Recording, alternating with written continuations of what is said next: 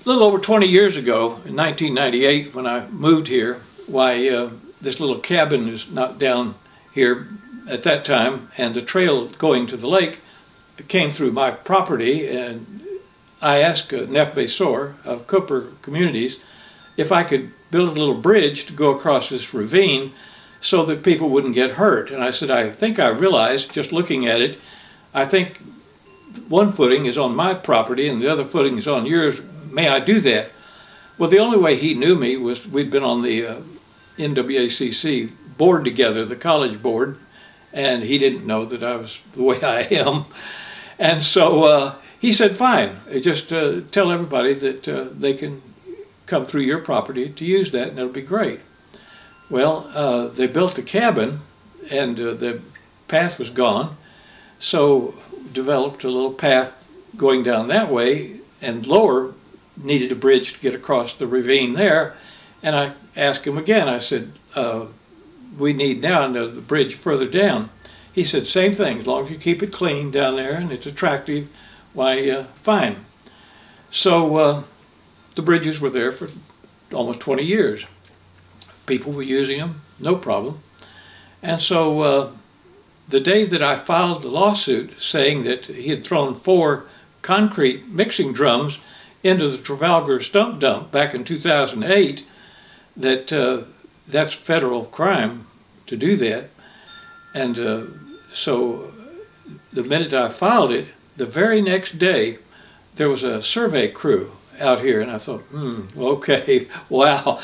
And I went down and I asked them, I said, what's going on? They said, oh, we work for Cooper and we're doing these surveys all over everywhere. And so then I got a letter from NEFF BASORE, and he said, you're going to have to move your bridge, and also you're going to have to move this arbor that's down here because you're about 2 feet over on my property and you're going to have to move.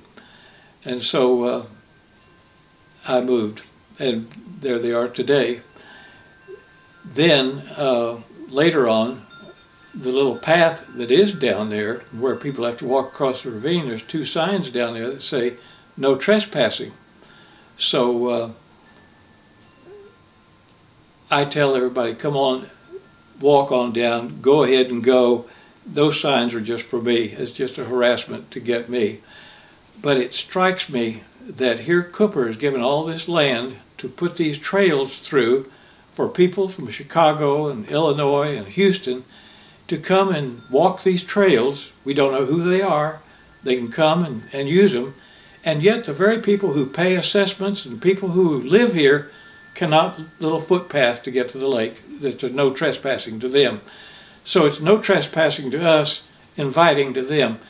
It just goes along with these other things to where it seems like the non-members are really put ahead of the members, and the memberships don't have anything. And then, just as a sidebar, the neighbors all put their leaves from their front yard, put them on tarps, and drag them down, and we have for years. This ravine makes a perfect incinerator, safe to burn.